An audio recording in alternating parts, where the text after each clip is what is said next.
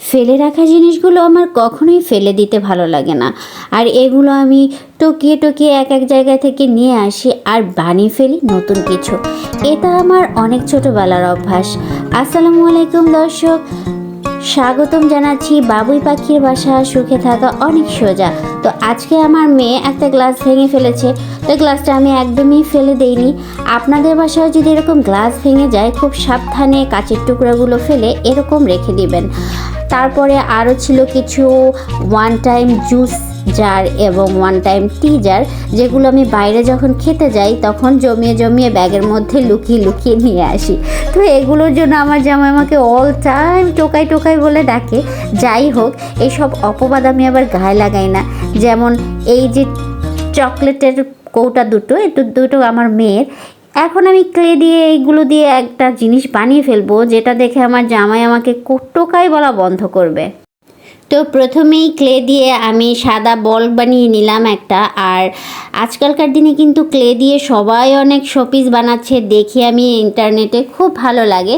তো pink colour আর white colour নিয়ে নিব, খুব ভালো করে এগুলোকে রো রো রো রো করে বসিয়ে দেবো, খুবই ইজি। তারপরে যে ছুরিগুলো দেওয়া থাকে ক্লের মধ্যে, তার ভেতরে ভেতরে দাগ টেনে নিলেই হয়ে গেল একটা ফ্লাওয়ার।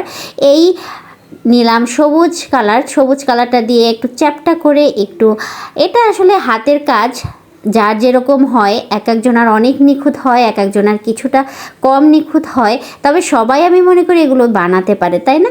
যাই হোক, এরকম করে আমি অনেকগুলো ফুল বানিয়ে নিলাম আস্তে আস্তে করে। তো এক এক সাইজের বানিয়েছি, বিভিন্ন ধরনের সাইজের। তো সবগুলো বানিয়ে নেওয়ার পরে শুকিয়ে নিতে হবে অবশ্যই। তারপরে আমি এখানে আরও কিছু ফ্লাওয়ার বানিয়ে নিব, যেটা হচ্ছে একটু রাউন্ড শেপের, চ্যাপ্টার শেপের। তো বিভিন্ন শেপের কিছু ফুল বানানোর পরে আমি যেটা করব, অবশ্যই এগুলো শুকিয়ে যাওয়া পর্যন্ত অপেক্ষা করতে হবে, না হলে কিন্তু এটা ধরার সাথে সাথে একটু নষ্ট হয়ে যেতে পারে, ফুলের শেপগুলো নষ্ট হয়ে যেতে পারে।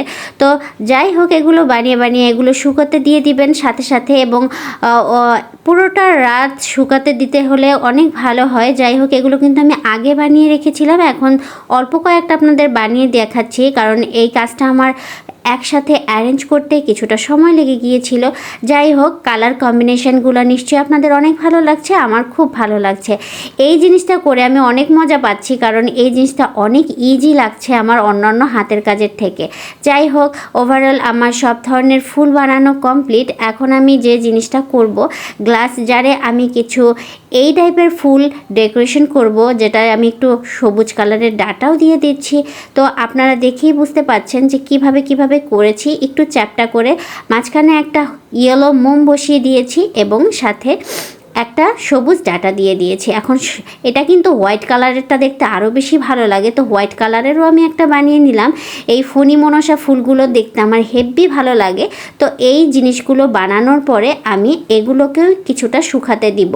তো শুকানোটা আমি স্কিপ করে গেলাম, আপনারা কিন্তু ওভারনাইট সুন্দর করে শুকিয়ে নেবেন। তারপরে এই গ্লাসের জিনিসটা অবশ্যই বাচ্চাদের নাগালের বাইরে রাখতে হবে, এবং খুব সাবধানে, আপনাদেরও যাতে হাত না কেটে যায় সেইভাবে করে আস্তে আস্তে করে ক্লে দিয়ে সম্পূর্ণ কাটা জায়গাটা ভালো করে কাভার আপ করে দিতে হবে, খুবই সাবধানে, ঠিক আছে?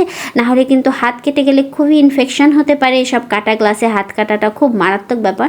তো কিছুটা সময় শুকাতে না দেওয়াটাই বেটার। এখানে মোটামুটি নরম থাকা অবস্থায় এই শেপগুলো দিয়ে দিতে হবে। তো আমি কিছু পিঙ্ক এবং হোয়াইট বল বানিয়ে দিলাম, এবং ওই যে ক্লেগুলো আমি লাগিয়েছি গ্লাসের মধ্যে, এগুলো নরম থাকা অবস্থায় আবার এই বলগুলো লাগিয়ে দিতে হবে, তাহলে খুব ভালোভাবে অ্যাটাচড হবে।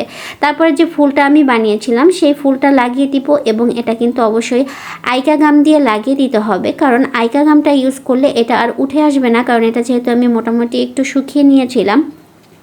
আর যে ফ্লাওয়ারগুলো বানিয়ে নিয়েছিলাম সেগুলো কিছুটা আস্তে আস্তে করে বসিয়ে দিব। আপনারা চাইলে এই গ্লাস জারের মধ্যে একটা রিয়েল প্লান্ট রাখতে পারেন আমার মতো কিছুটা পানি দিয়ে। আর যদি চান যে এরকম কোনো রিয়েল প্লান্ট না রাখবেন, তাহলে শুধুমাত্র এরকমও কিন্তু আপনারা ডেকোরেশন করতে পারেন এই গ্লাস জারটা। এখন আসি ওয়ান টাইম পটের মধ্যে। ওয়ান টাইম পটটাকে আমি দুই ভাগে ভাগ করে নিব, এবং ওয়ান টাইম পটের একটা অংশকে আমি পুরা ঝুড়ির মতো করে বানিয়ে নিব।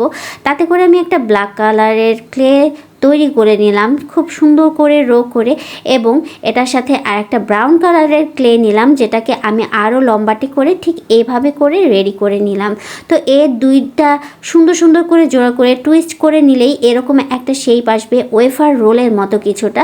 তো এরকম করে বানিয়ে আমি আইকা গামটা আবার ভালো করে লাগিয়ে নিচ্ছি চারপাশে। খুব স্মুথলি লাগাতে হবে যাতে করে এই জিনিসটা একদম পাতলা টাইপের হয় এবং খুব আঠালো আঠালো হয়। তো এই পর্যায়ে ক্লেগুলো আমি ভালো করে লাগিয়ে দিব, কারণ ক্লে কিন্তু শুকালে উঠে আসে না। আপনারা কখনোই গাম ছাড়া এই জিনিসগুলো লাগাতে যাবেন না, তাহলে জিনিসটা একদমই ভালো হবে না। যাই হোক, এরকম করে আমি সুন্দর করে কাভার আপ করে দিলাম। তো কাভার আপ করার পরে ঠিক এরকম একটা লুক এসেছে, নিশ্চয়ই কেমন লাগছে জানাবেন কমেন্ট করে। তারপর আমি কিছু গোল্ডেন কালার করে দিলাম, আর অবশ্যই এই কালারটা যে আমাকে গিফট করেছে, আমাকে না মানে আমার বেবিকে গিফট করেছে রুবেল ভাই, তাকে অবশ্যই অনেক thank you for your gift. যাই হোক, আমি এটা দিয়ে খুব সুন্দর করে কালার করে দিলাম। কালার করে দেওয়ার পরে আমি যে ওই ফ্লাওয়ারগুলো বানিয়ে রেখেছিলাম সেগুলো আস্তে আস্তে করে সুন্দর করে আইকা গাম দিয়ে বসিয়ে দিব। তো এই তো খুব ইজিলি দেখেন কি সুন্দর একটা ডেকোরেটিভ জিনিস হয়ে গেল। নিশ্চয়ই আপনাদের চোখ জুড়িয়ে গেছে, আমারও অনেক ভালো লেগেছে জিনিসটা বানাতে পেরে, এবং এই জিনিসটা আমার বাসার শোভাটাকে আরও বেশি বাড়িয়ে দেবে আমি আশা করি। তো ওভারঅল আমার জিনিসটা একদম রেডি। তো এটাকে একদম আমি সারা রাত বসে শুকাতে দিয়ে দিব, এবং গ্লু গান দিয়ে আমি আমার বেডের উপরে কিছুদিন আগে ডেকোরেশন করেছি যে জায়গাটা, সেই জায়গাটায় যে পাতাটা সেট করেছিলাম তার নিচে একটা ফুলদানির মতো ক্রিয়েট করলাম এই ওয়ান টাইম পট দিয়ে। তো আইডিয়াটা আজকে নিশ্চয়ই অনেক বেশি ভালো লেগেছে। অপ্রয়োজনীয় জিনিস কাজে লাগান, আর লাইক কমেন্ট শেয়ার করুন। আল্লাহ হাফিজ।